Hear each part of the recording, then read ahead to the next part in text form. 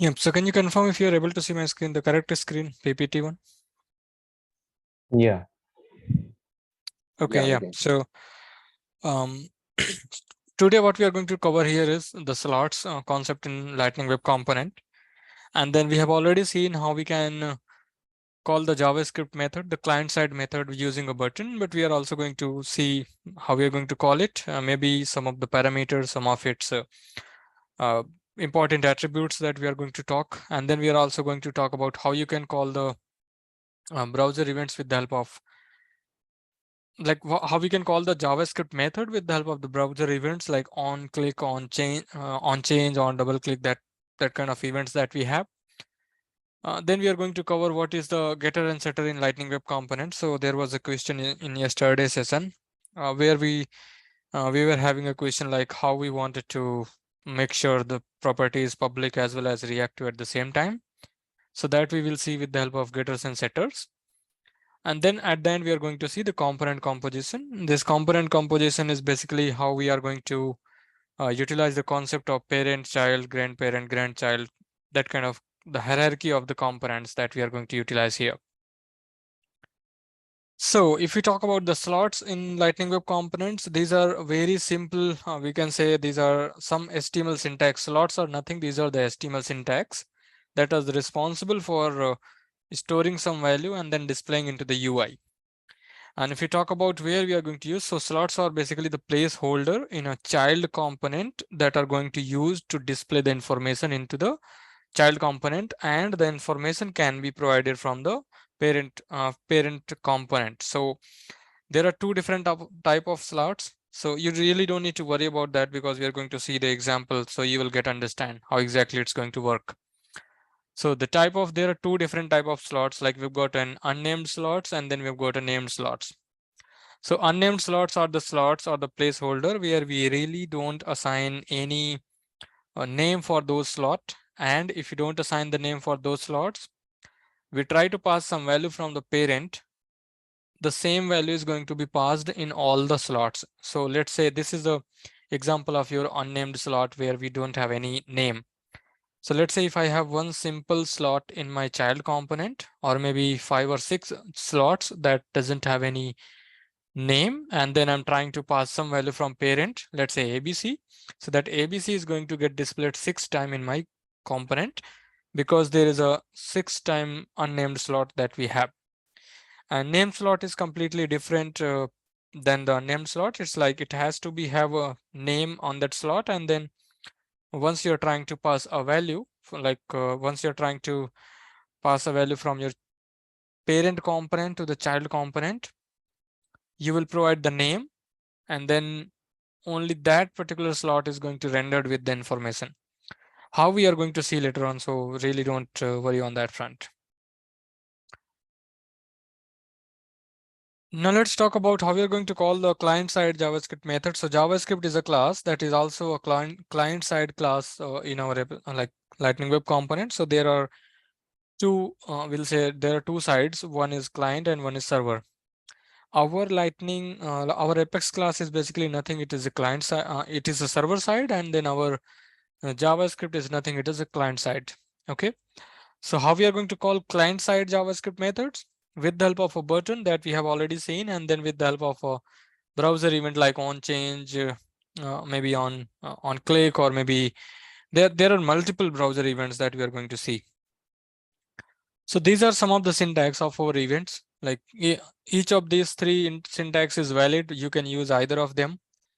So the very first thing is that handle change. We've got an event here. Okay, these two are basically kind of similar, but we can have a handle change method without a parameter and create like use a curly braces to define that this is a JavaScript method.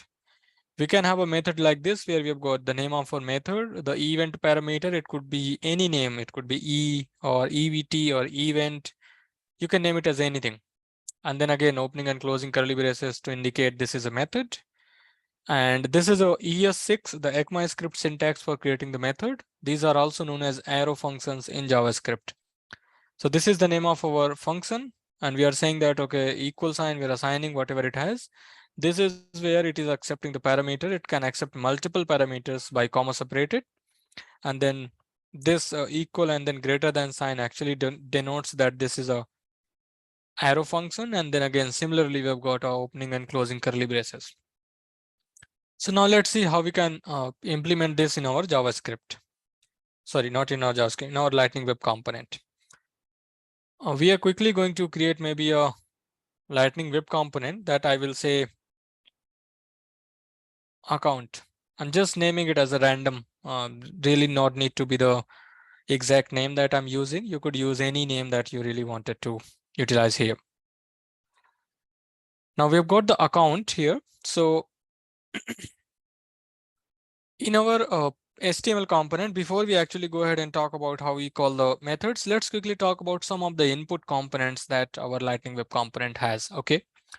So maybe you have seen, right? If you get back to your Salesforce org and we come back here, maybe try to create an account or opportunity, contact or task or event, you will see this is the kind of information that is presented to us that really is asking from us to provide some information. Some of them are required, some of them are not required, right?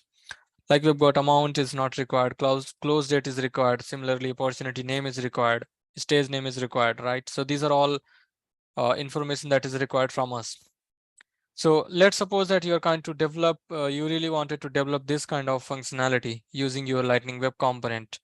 So how you can do is, that is where you're going to take the help from your input variables. Okay. So to take the help from input variables, what we have is we have got lightning tags. So we will say lightning input. So most of the inputs are going to be taken here with the help of our lightning input tag, where we are going to provide the type of our input. It could be text, email, phone, or number, date. That kind of input we are going to accept. So we can say input text, type is text.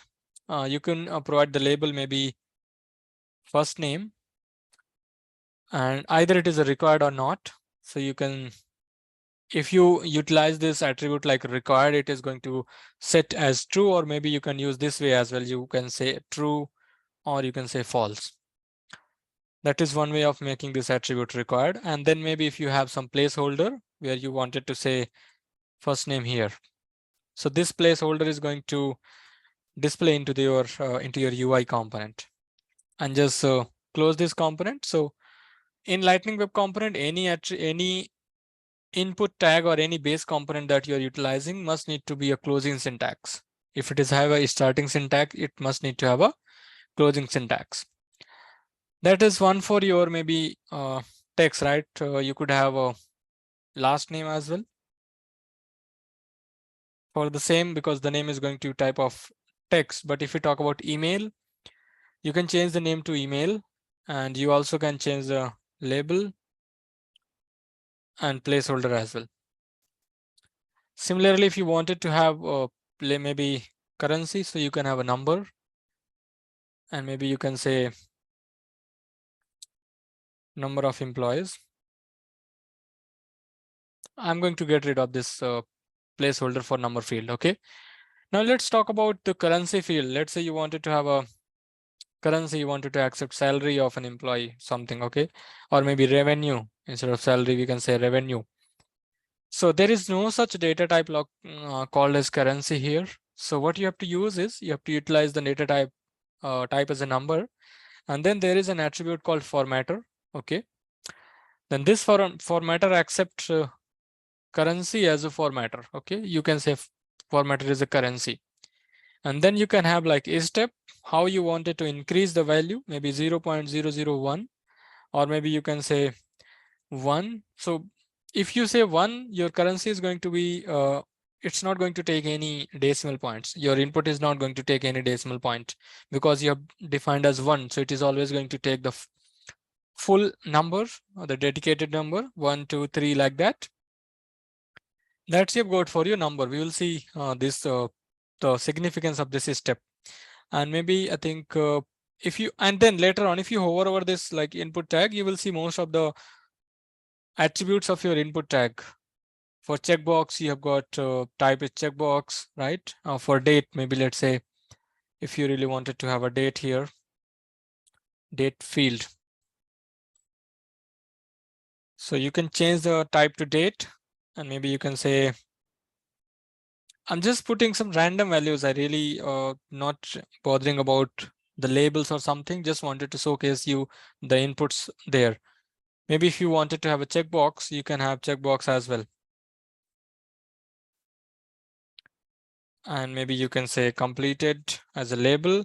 And then for checkbox, there is an attribute called checked. If you say true, your checkbox is going to be set as true by default. Okay. Then if you really wanted to take the input name, right? So there is an input called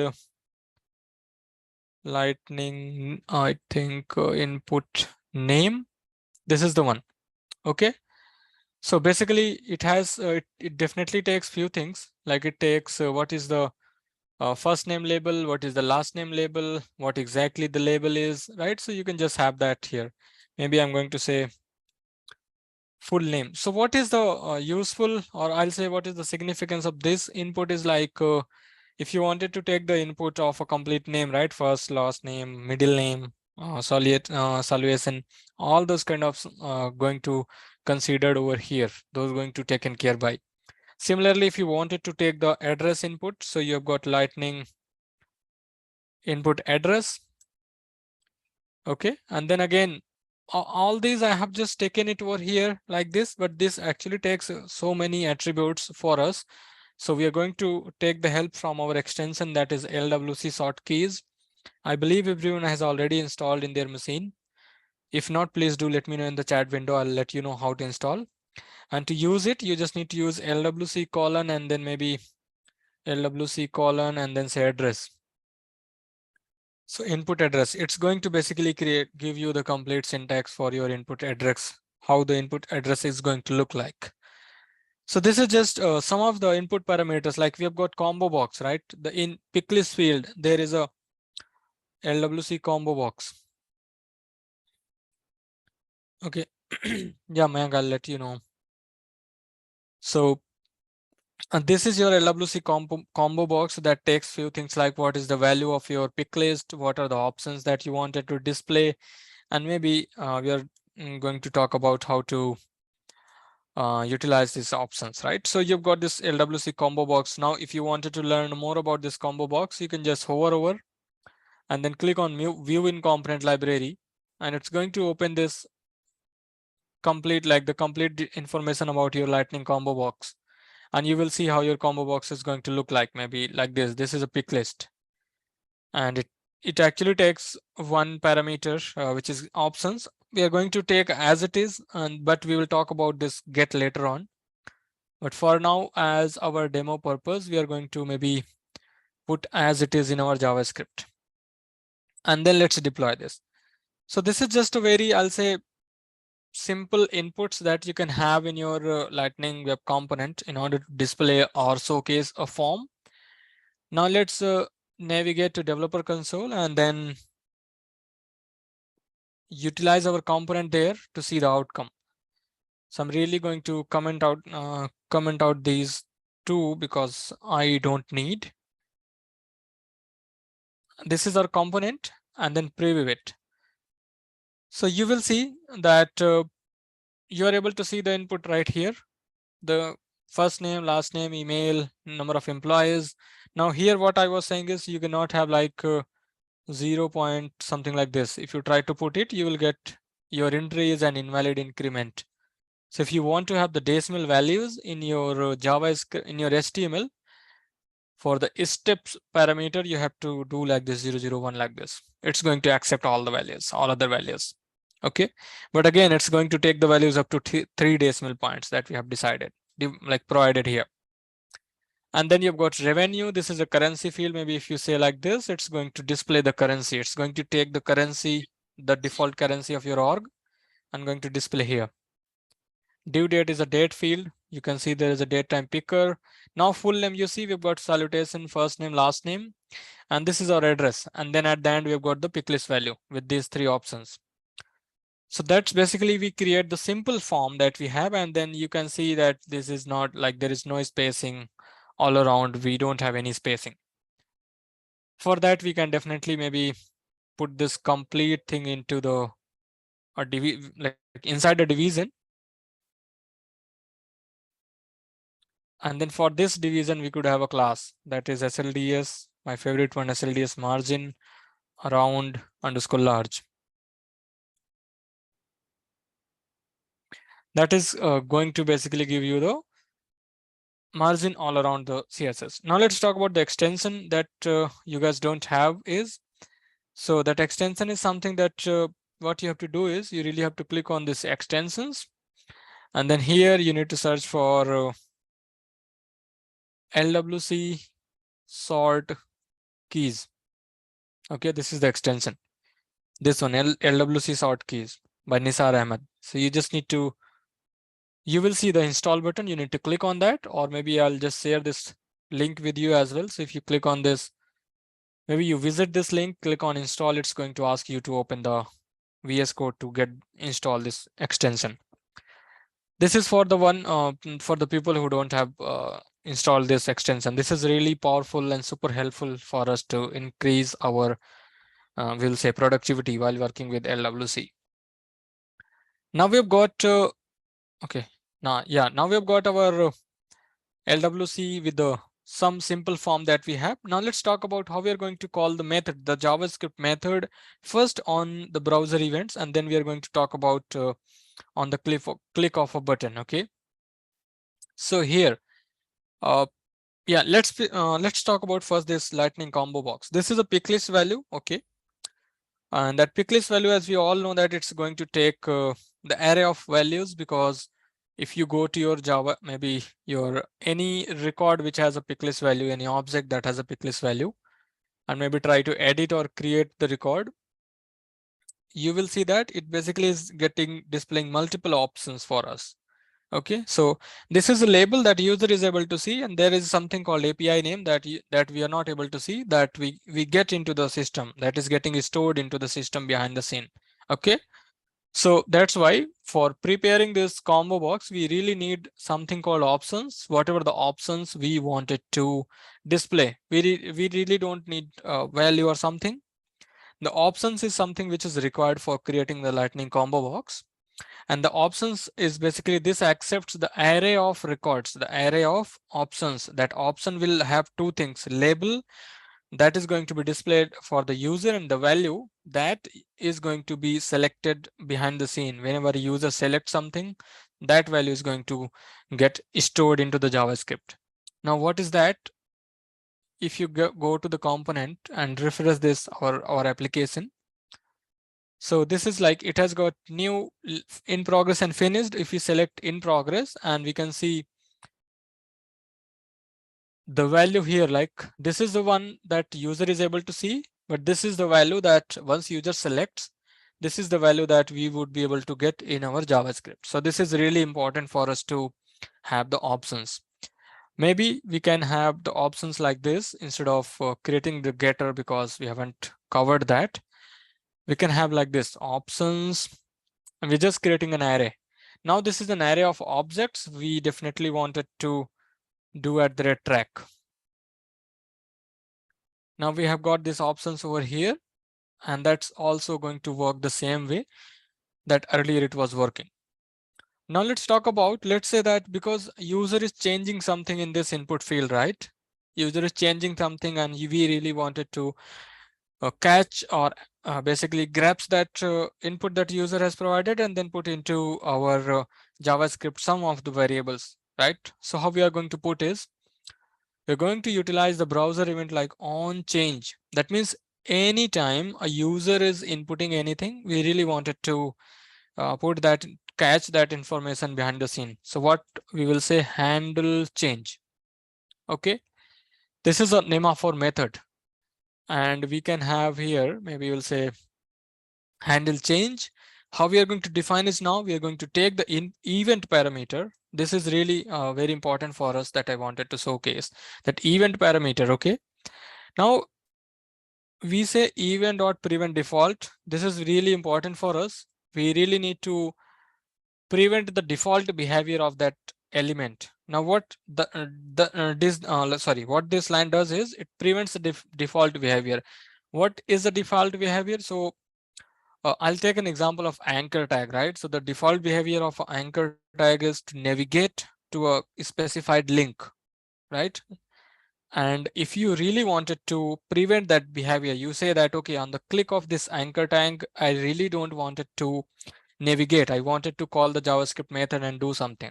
Then you will prevent the default behavior. Similarly, if the anchor tag of your email, right, there is anchor tag like called mail to colon, and then you provide, let me show you that you'll understand in a better way. So let's say that we've got an anchor tag where for href, I say I really don't want it to navigate anywhere. And then for the value, I'll say click me, okay? And then I just bind a method called on click. So on the click of this click me, I really wanted to call a method handle click. Okay, so maybe I'm going to provide a method over here, https.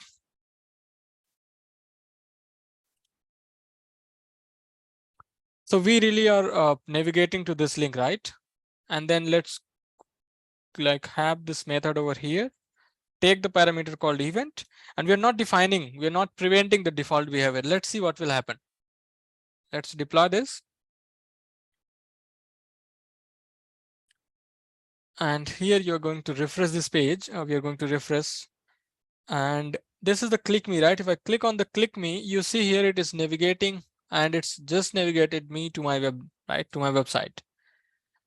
Now, if I really wanted to prevent this behavior, because this is the default behavior for any anchor tag, that is, if you click, it's going to navigate to the specified link. If you wanted to really prevent that behavior, so what you have to do is you say handle click, and then here just utilize event dot prevent default. So what it will do is it's going to prevent the default behavior. Now you really don't need to specify this anchor tag. Here for the href, you can say JavaScript colon void and say 0. That means we really don't want it to do anything when we click on this handle click. We really wanted to prevent this default behavior, and then just utilize or whatever you wanted to do here. That is what the default behavior of your event parameter says. The name could be anything. As I said, it could be E or it could be EVT. Even you can put your name, but it's going to work similar. Now, if you see click me, it's nothing happening. It's not going to navigate you anywhere. And maybe you can also try to have the link and then try it. Okay. So that's why we have got here event handle change, right? This is the one on change we are talking about.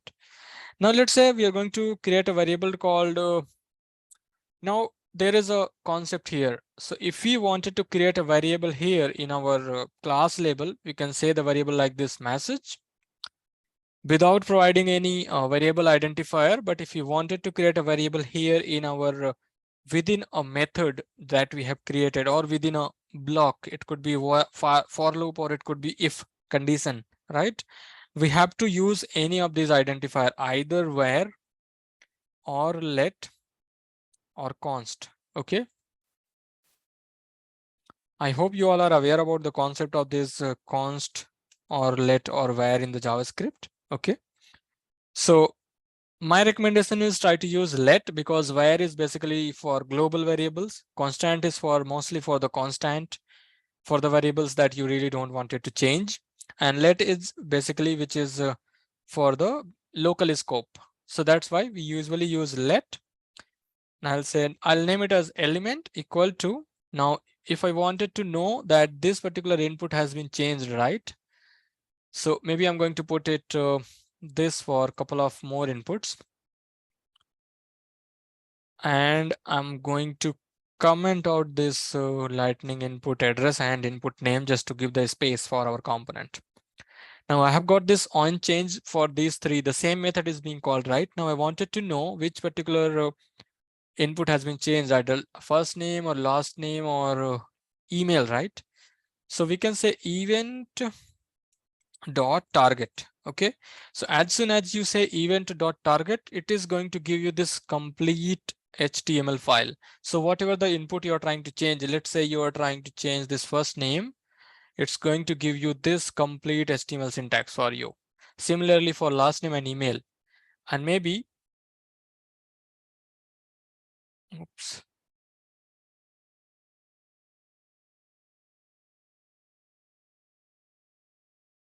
Okay, and then maybe you can just put a console here. Let's say console.log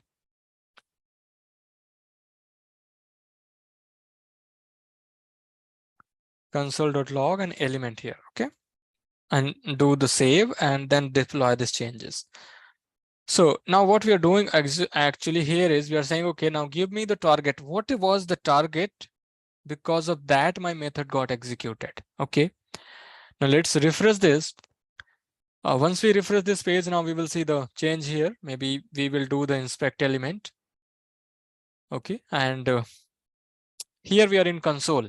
First of all, now let's click on this click me. You can see even after providing the link, it's not going to do anything because you have already prevented the default behavior. It is going to be there in the same screen. Now, if I have to type something, maybe Amit. So you can see here, right? We are able to see this element. And if you click here, you're going to see the complete element. You've got lightning input. You've got, this is your lightning input. It has a, maybe this one. You see it has a, where is this placeholder plus first name here. There is a required parameter. And then there is something. So basically it's going to give you the information about this element, right? Similarly, if you go here, maybe let's say, if I type Amit Singh, you can see here now you've got that element for, you'll see here you've got last name here and other parameters, the ID, what is the type, the class, what class that like Salesforce is putting automatically for you. And then for label, you will see what is the label of your element. Similarly, for your first name as well, you will see the label here. And then what is the title? Is it required or not? So basically, it is kind of giving you everything whenever you are using element or target, right? The input, sorry, the event or target. Now, if you wanted to see what value a user has entered, all you have to do is you just have to use now, let's say let value equal to, you can say element dot value and then print it here. So now it's going to give you, okay, this is going to be element dot value. Okay. Now, if you deploy this, you would be able to see the element. Let's say if you wanted to, maybe I'm going to print a couple of things over here. Maybe this is element dot value, right? So I'm going to say element dot label and then required. Okay. Title. And then let's try to see on change as well. Okay. This one on change. So there are some of the information I really wanted to put it over here, and then let's go ahead and deploy this. So basically you can have that event handler at a specific input label, and you would be able to get every single information about that input handler. Now it could be the same, it could be a button, it could be your input, or it could be your division or something. Now if I say Amit, so you can see here I've got I've got first name is the label, required is true, and then what we had is we've got title, there is nothing, and on change there is null. Okay.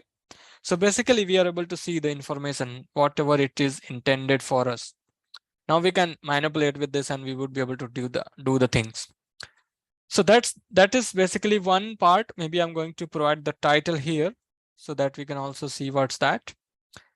Okay. So that's the title. Basically the title is nothing. If you hover over, you would be able to see what the title is. Okay.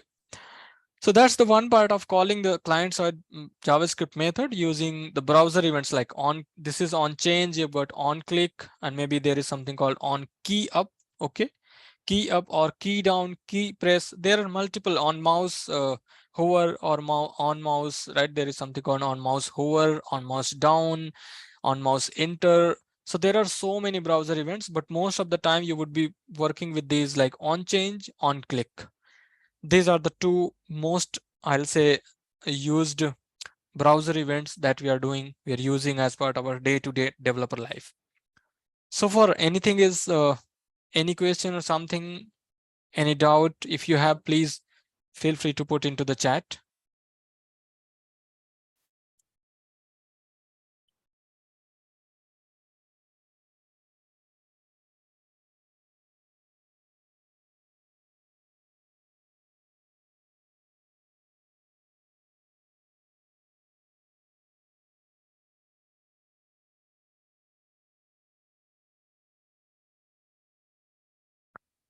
Yes, value will take each character that you insert. The reason it's take each character because so that you can have the complete value whichever it is entering into the input box. And similarly, if you have this maybe on change for your combo box as well, it's going to take whatever the value you have selected. That's it. That is it is going to take.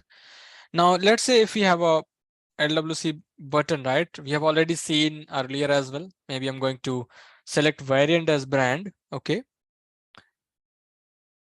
Okay. Event dot detail dot value will it so basically there are two things. When we talk about event dot detail dot value, it is more aligned with the event, the concept of events that we are going to take a look into the next video, into our next session. That is where we are going to use event dot detail. But if you are using the inputs, the combo box, text area long, rich, or maybe currency, any input that you're taking, you should always be using event dot target or event dot current target. So there are two things here. We have used event dot target. You could even use event dot current target.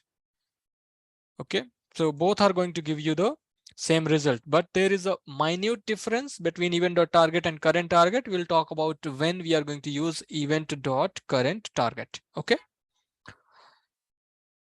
Now here, we were talking about the button, right? We are talking about this variant. So if you say brand, right, the brand is basically going to take the styling from your org theme, the theme that has been set.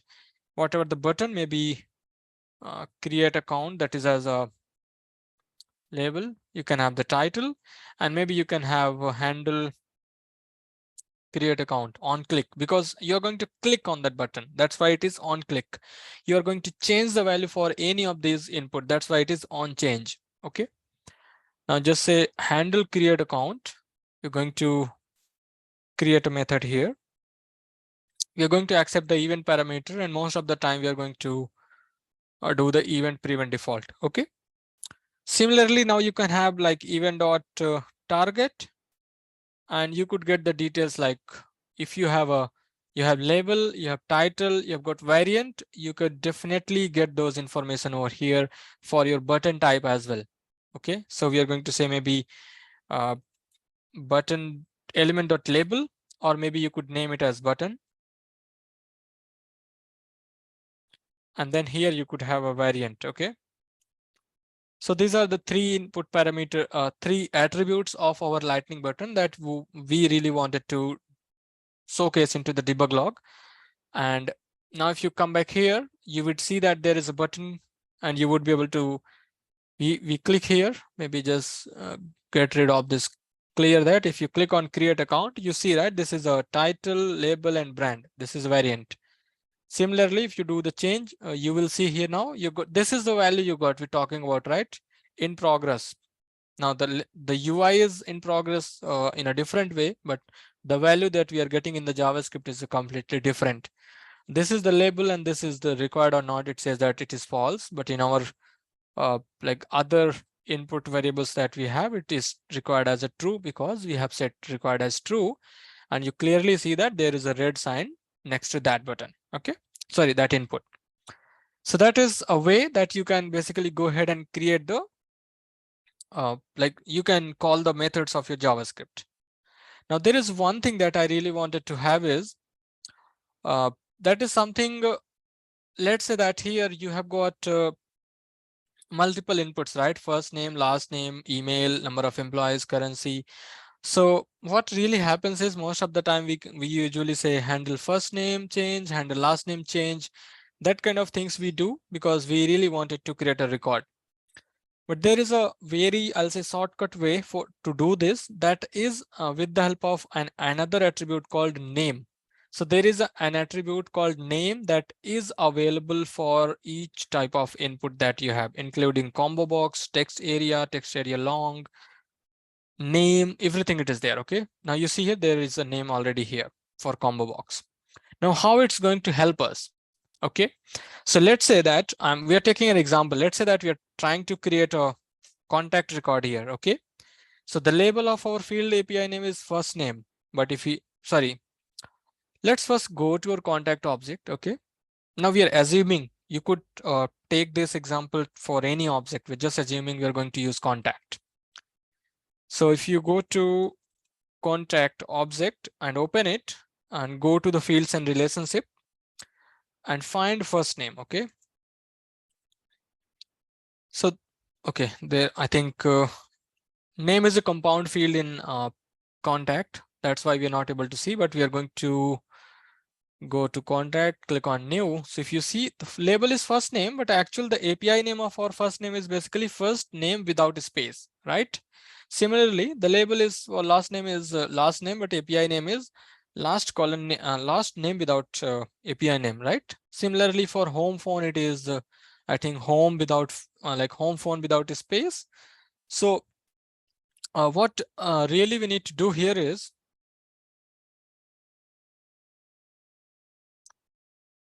we need to use the API name of our field as a name parameter. If it is a custom field, you need to use custom API name. Okay. So for this is first name. This is last name. I've got email, number of employees. We really don't have a field, but maybe let's say that we have got number of employee underscore C. There is a field called number of employees, and this is the API name. So you have to use like this, and maybe similarly for revenue. And let's say for due date, it is something like this, due underscore date underscore C, and for completed like this. Okay. So, and then maybe for status, it is like status underscore C. So these are basically nothing. These are your field API, the exact field API name for your object. Okay. Now you could take this. Yeah, we will talk about later on when we are working with Apex class. For now, we are working with objects only. It could be a custom or a standard object. Okay. Now, if we talk about what happens when we try to create an object in Salesforce, we try to create the object like this, right? We say contact con equal to new contact like this, and then we say con dot first name equal to the value, con dot last name equal to whatever the value is there. Like this, we usually used to do this, right, in our Salesforce. Now, similar concept, we are going to apply the similar concept in our JavaScript. What we'll do is we'll maybe create let contact record. As this is an object, we are going to create an object with the help of curly braces. Okay. And now we can say contact record dot first name equal to Amit. Okay. And if you print this contact record, you will see there is a variable called first name. Now this is the one way of adding the value. There is another way. Let's say I'm saying contact record using the square brackets. I'm providing the API name. I'll say last name equal to Singh. And now if I put a contact record, maybe print contact record, I will see first name and last name. There are two properties, right? So now we are going to use this concept of adding the value in the object, in our object. How we will do that? In our JavaScript, now we are also going to get, let's get rid of this console. We are going to get let name equal to element.name. Okay. Now this is going to give you the API name of your field API name for whatever the input you are changing. Now you could use the same method for all input that you have. Now you really don't need to worry about what kind of input that you have here. You can use the same method.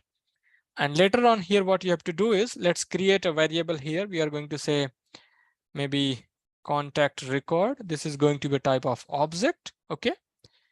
And now, as we talked about, if you wanted to refer these variables within our methods or within our local blocks, we have to use using the keyword called this dot. We will say contact record and square brackets. As this variable is going to contain the API name of our field, we are going to say name equal to what value we wanted to assign, value. So now every time even a single character is being changed into the input, that value we are going to get into this contact record. Okay. And then here in our handle create account, we can have a console.log, and we can say this dot contact record to see what exactly we are able to, either we are able to get the values here or not. Okay. Now let's go ahead and refresh this. Now I'm going to change, like type the value over here for each and every field.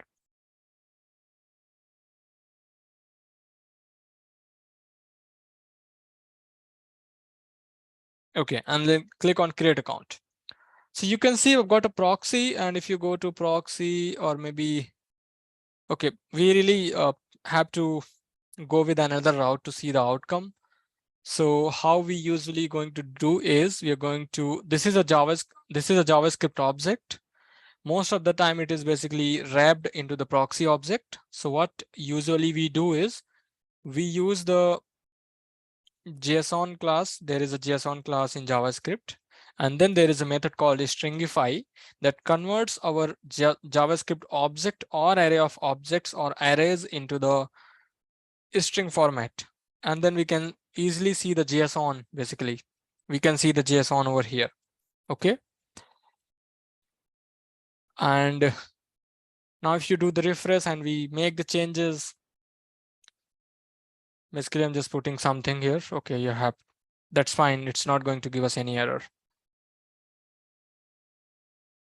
Yeah, and if we click here, create account, you can see, right, we are able to see the complete JSON over here.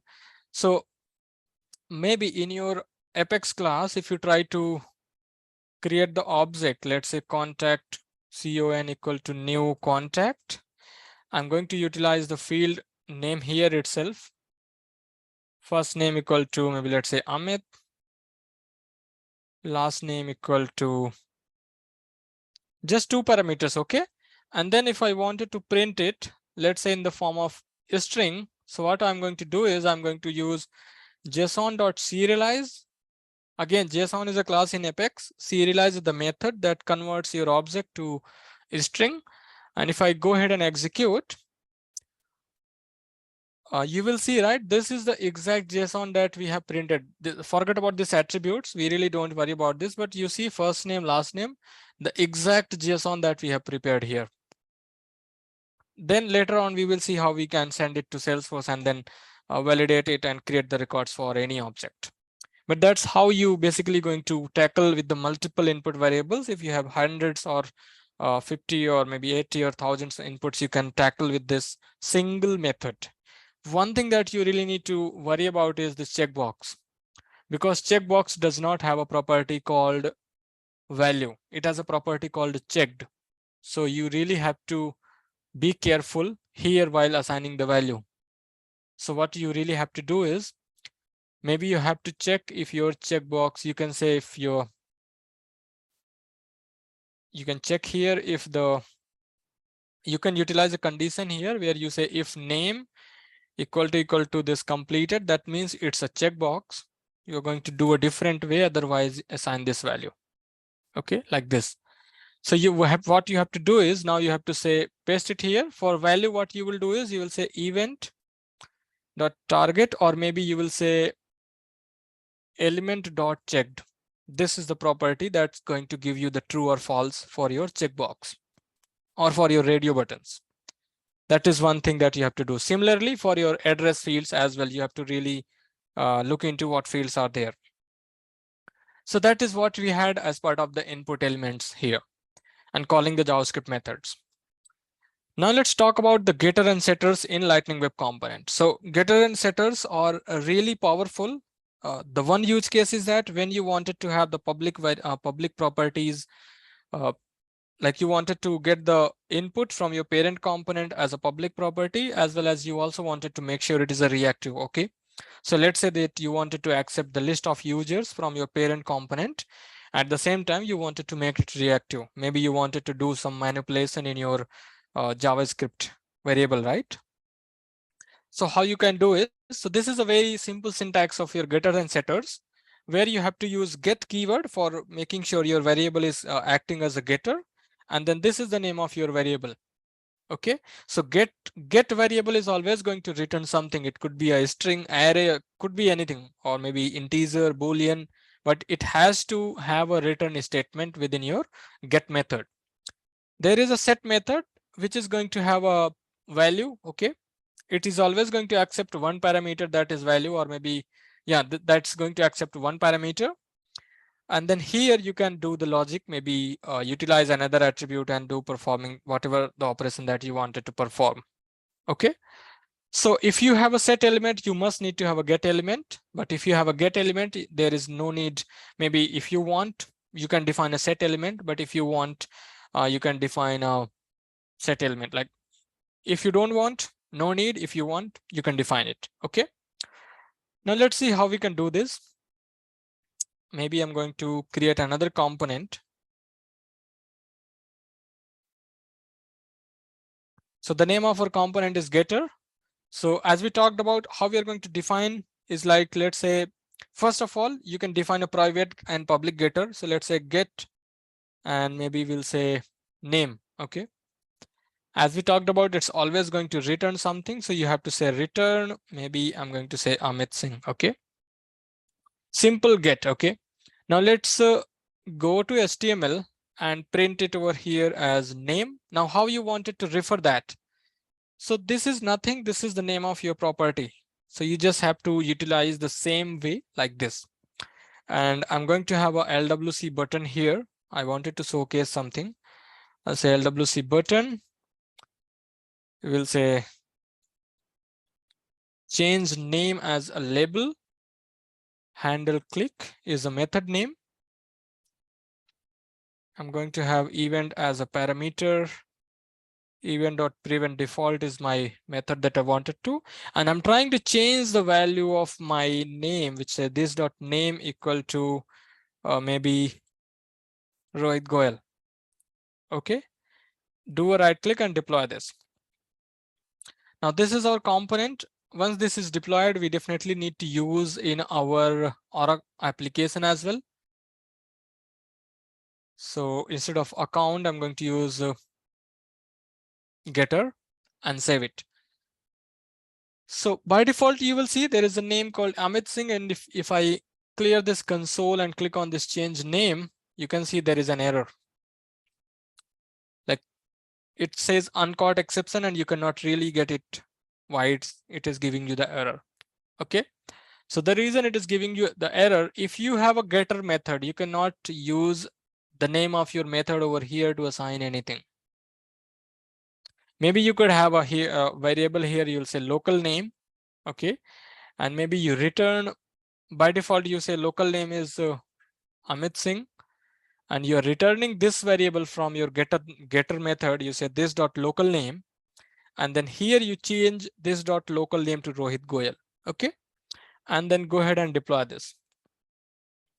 Now this way what will happen is, now as this getter is basically referencing this local name, so once we change this local name variable, we should be able to see the magic. Now let's go ahead and refresh this page. Clear the console, you click here, change, you see now the Rohit Goyal has been changed here. So basically, if you really wanted to, now if you really wanted to utilize this, let's say we wanted to have the same way it was earlier, like this. Okay, if you really wanted to change this, so what you have to do is you have to use set name. Okay, and you can say you have to accept a parameter called value. And here now you have to utilize this properties over here now. Okay, so what you really have to do is you have to say return this dot local name. Now you have got this value here in setter. What you have to do is you need to say this dot local name equal to value, and then now you have got this dot name equal to Rohit Goyal. So now what we will say is, as soon as you say this dot name, it's going to call this setter method, and it's going to set the value in this variable local name, and your getter is doing nothing. It is referencing to that variable. So that's going to reflect into the UI. Okay. That is how your getter and setter works. So if you really wanted to modify the changes to a variable, either you have to use a local variables or maybe use the setter along with the good local variable as a best practice. Okay. Now this is the one thing. Next thing is that as we talked about, right? If you really wanted to accept, or if you really wanted to make the property as a reactive and at the same time accept the parameter from your parent component. So what you have to do is you really have to use @API on top of your getter method, and your variable is going to become the public variable now. Now let's say that you have got a users variable over here like this, okay, or maybe user list. And then you create a variable like users, getter and setters. Now this your users is basically doing nothing. It is returning this dot local list, okay, this dot user list. And then your setter variable is saying that this dot user list equal to whatever the value you have, okay. And as we are here referencing this variable, so let's have this name over here. So this way you would be able to accept the parameter. Now this is a public property which is going to accept the number of records, the array of records. Then you are having a local variable which you can mark as track. And this is going to work as a track, and then you can try to manipulate the information. Maybe we will see how we want it to manipulate. That's how your getter and setter works. There is one more really, like while you're using this getter and setters, we really need to be very careful. The reason is that because in every time you change the value, every time you change, you utilize this setters, right? Like if you say, if I say this dot users, this dot users equal to maybe something like this, okay? Just a simple object that I have. Every time I do this, maybe I use this setter method, it's going to execute this logic. And because of this logic, the getter is going to execute it. And if this getter method is being referenced in your, where is the, yeah. If the getter method is being referenced in your HTML file, your connected, your rendered callback, there is a lifecycle hook method rendered callback that is also going to execute multiple times. We will see how it is the rendered callback actually get executes multiple times, but that actually can cause into a problem of getting into the infinite loop, and your HTML, your Lightning Web component might never get rendered because of that loop, and your page gets timeout, your browser gets hang, and you're not able to make anything. You're not able to do anything. Okay. So that's why we should be very careful while using this getter and the concept of getter and setter. Any questions so far?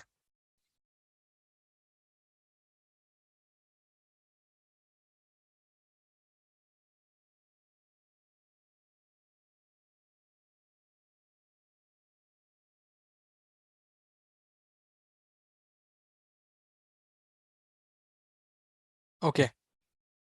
So now let's talk about component composition, right? So the component composition is like, as we talked about, there is one parent component. That parent has multiple child component. It is like real-time examples. Like we have parents, parents has multiple, like many childs, 2 or 3 or 4 childs they have, right? Then those childs has their own childs, and those are the grandchild to the parent. So on the similar way, on the similar fashion, in the Lightning Web component, if we really wanted to utilize the concept of parent-child, we have to utilize go with the component composition.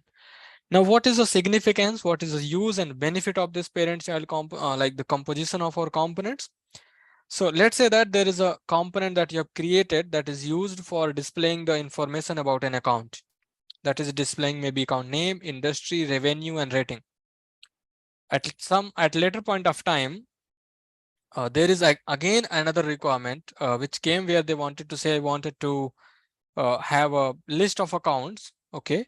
And when they click on any of the account, they really wanted to display the same information, that is name, revenue, rating, and industry. So in this way, instead of creating the same component for displaying the detail of an account, you can utilize the other component that you have already created for displaying the information about account. And you can have that, you can use the component composition concept there and display the information with the help of events that we'll talk later on. So that is where we are going to utilize the component composition. As soon, like as gradually we move ahead with the training, you will see how it is going to be useful. And we have to create, we need to try to create the reusable assets so that we can utilize at multiple places, and where this component composition will come into the picture. Okay, now let's see how we are going to work with the component composition. So whenever it comes with the hierarchy of the components, or maybe the composition component, we really need at least minimum 2 components. So we are going to create 2 components. One, I'm going to say, first I'm going to create the child component. Okay.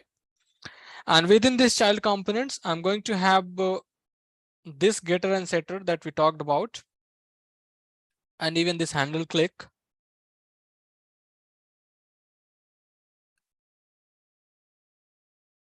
We have to import the track and @API to get rid of the errors. Now we are here. Okay.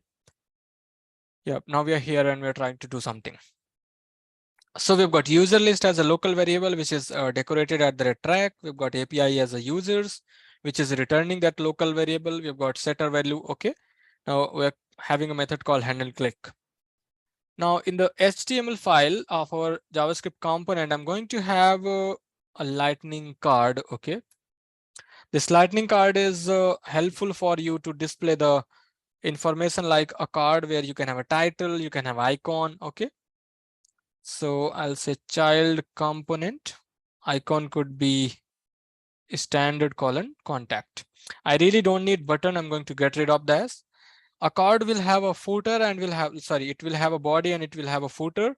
So if you really wanted to have a footer, you could have this. Okay. Let's say instead of paragraph, I'm going to have the division tag. Now you see here, right? For this division, we said slot as a footer. So if you don't say slot as a footer, this content is not going to get displayed in the footer. Where is the footer? We will see that. So let's keep that. Now in the body, what I'm going to do is I'm going to create unnamed slot. Okay. I'm going to have multiple slots here. These are some of the slots that I do have within the child component, and maybe a paragraph on the top, and we can say child component slots. Okay. So remember, we talked about slots are the placeholders within the child component taking the value from parent. That is also we are going to cover here. Now this is one thing that we have got. Now let's go ahead and deploy this component. And at the same time, let's create another component called parent. Now for this parent component, I'm going to have a users variable. Okay. That is going to accept the list of objects. Maybe 2 objects, that's fine. I really don't need much. And that will have a name parameter, maybe Amit Singh. And the other one, Rohit Goel. Okay. So these are the 2 parameters that I do have. Okay. 2 records that I have. Now within this parent component, again, I'm going to use the lightning card so that I can differentiate that this is a parent component. Title, we will say parent component.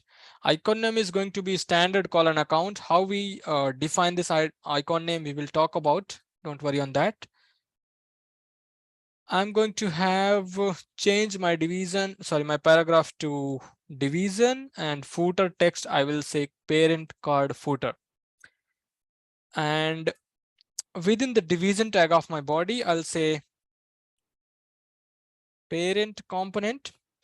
And here we are going to utilize, here we are going to use our child component. Okay.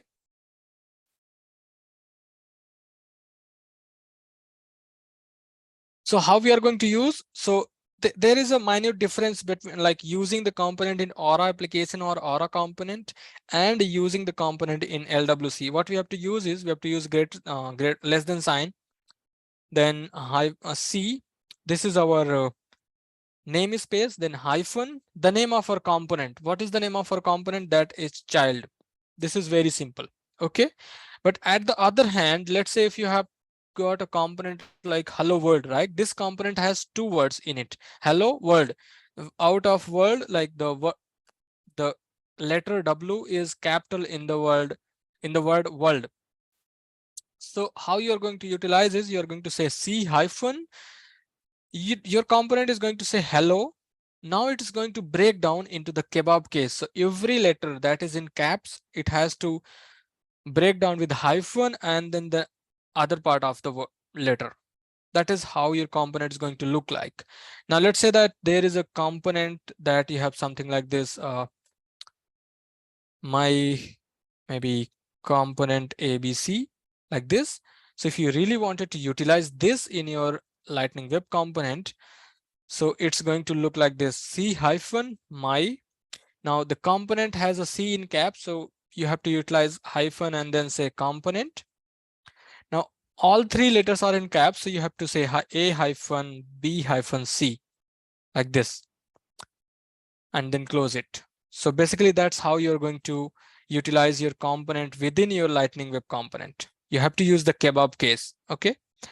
So that is how you're going to utilize. And then within this child component, let's say I have a paragraph and I say I am from parent component and save it. And if you do deploy this,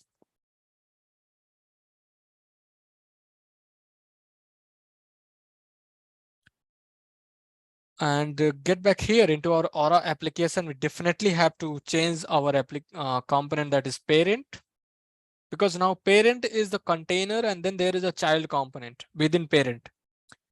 Now we have utilized the parent here in our Aura application. If you go to Aura, you see there is a parent component with the icon account. The text says that parent component, within parent component, we have child component. Now you see here, I am from parent component, I'm getting so many text, even though I have passed just a single paragraph here. And as our child HTML is actually taking multiple slots and these are unnamed slot, that is why whatever the number of slots we have, the information we are able to see it over here. On the other hand, maybe let's say we are going to get remove these slots here. Okay. I'm going to provide the name in my slot. Okay. Maybe let's say orders. Now, while passing the information from my parent, let's say I have got another paragraph and I'll say slot and the name of my slot, the slot that I have defined within my child component. And then I can say named slot. And if you do a right click and deploy this, you would be able to see now named slot is passed to your named slot variable, whatever the value that we have passed. So this time, okay, I think child component we have not deployed. We have to deploy this. So we deployed the parent, but we really did not deploy the child. So now if you see here, once we deployed the parent, we are not able to see that named slot because that slot does not exist even. Now if you do refresh this, you can see here there is a named slot and these are the two. Now it is coming 2 times because there is still the slot which has 2 times. Now you could style your slots in such a way wherever you wanted to place it, it is going to place the value. For example, if you see, right, we have given the slot as a footer for lightning card and you see the footer is here set to the left here. But if you use the same component in your within lightning application in your lightning app builder, it is going to set it somewhere here in the center. So that is basically the significance of using the slots. Now you could basically style the slots. Maybe you can say style and you say color, maybe aqua. So it's basically going to display this particular piece of information in aqua color. Okay. And maybe if you say for this slot, you say style color as red or maybe some other color, but we can utilize as red. Okay. And then again deploy it. So it's going to do the styling for that slot at certain way that you've tried.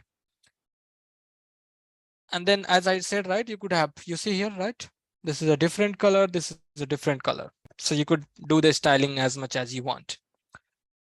One last thing that we have is we can have a method over here. We say on slot change. This is a method that actually gets called every time a slot is rendered. Okay, so we say handle slot change. So every time a slot is basically getting, we'll say executed, right? Not executed, is getting displayed in the UI, rendered in the UI.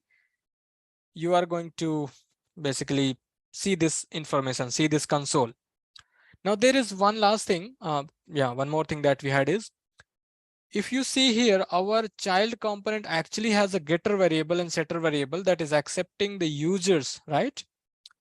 So if I have to accept the users from my parent, how we will accept is within this tag, within this HTML tag, we have to use the property that we have created in our child component, that is users, equal to the same way we used to bind the value with the help of opening and closing curly braces, and the value that we have within our parent, that is also users, like this. So you would be able to pass the value, and you can do the console maybe here in your setter, console.log, and say json.stringify value. Okay, now whenever you're passing the information like this, the setter method in your child component will get executed. Okay, that is something that we have for setter. And there is one thing called handle click. So let's try to utilize that as well in our child component within the body itself. Now I'm going to remove this slot. I really don't need. I'll have a LWC button, variant is brand, and we will say change users, remove the title, method is handle click. Okay, and let's try to deploy.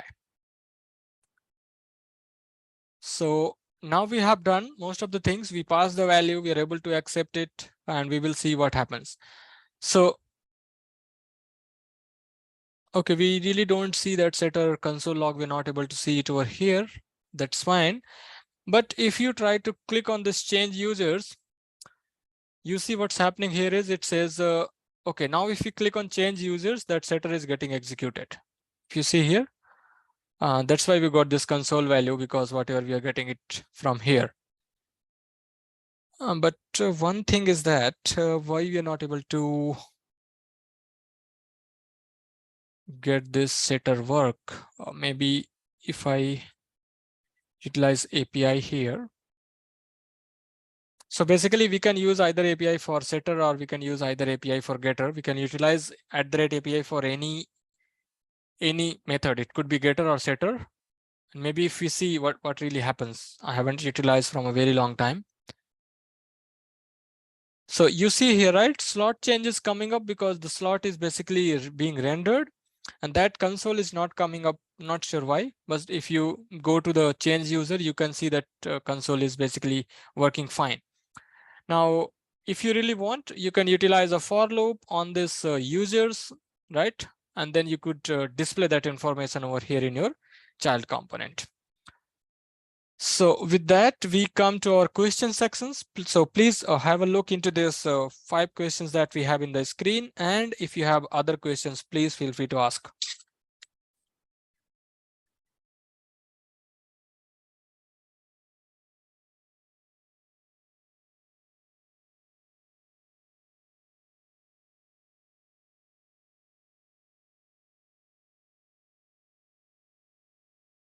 Anyone? Any questions?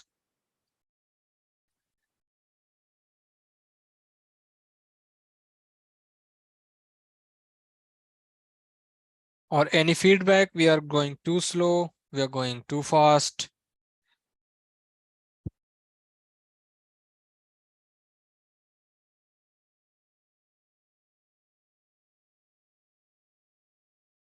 No one is saying anything. Are we really awake?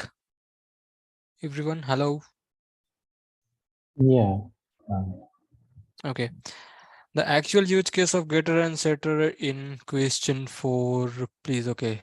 When to use getter and setters in LWC.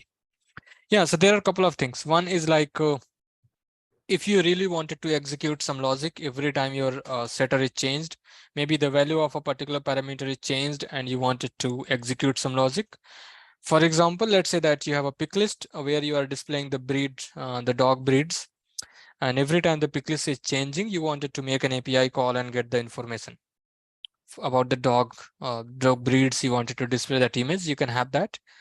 And the other thing is that if you really have maybe a static values that you really wanted to utilize, especially for creating the pick list values, you can use getter setters in Lightning Web Component. And the other one is that we have already seen is like you wanted to have the public property, we are accepting the public property, and you also wanted to at the same time that value has to be the reactive, right, at the track. So you can use that getter setters. Is it clear? Okay, it is up to 3 level of component composition. No, not at all. There is no such limit. You can have as much as label that you wanted to have. Could you please let me know the first and third question answer? So third one we have already talked about, right? It could have multiple levels. The first one is, can we use setter method without parameter inside it? No, we cannot use it. Setter method will always accept the one parameter that the name could be anything. We have named it as named at value, but it could be anything, but it will always accept the parameter.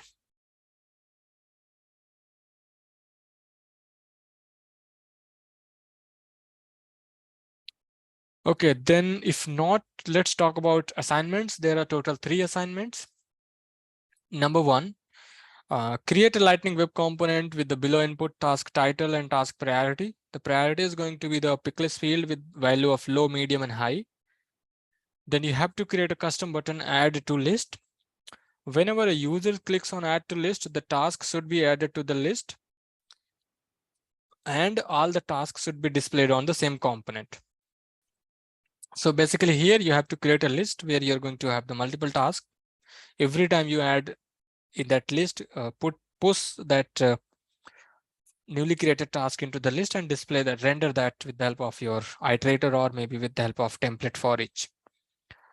Then there is a number 2 assignment, which says that you have to create another Lightning Web component that is going to display the below fields like first name, last name, email, phone, title, department. And then the same component will have a button with the label create contact. And on the click of the button, you need to do a console.log and display the complete information, maybe in the JSON stringy format. Okay. And for each input, use the browser event so that if there is any changes, yeah, we have already talked about, right, how we can utilize the browser events effectively with the help of only a single event. And then there is an assignment number 3. We have to create 2 different components, and you can name these components like account list and account tile.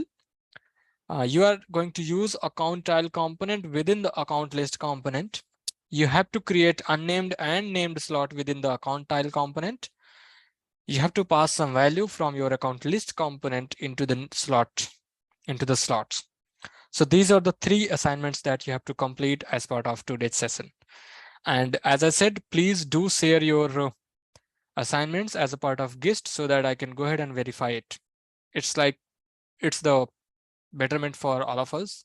So you create the assignment, share the GIST link with me in the one-on-one message, and I'm going to verify it, and something comes up, I'm going to let you know in the same message.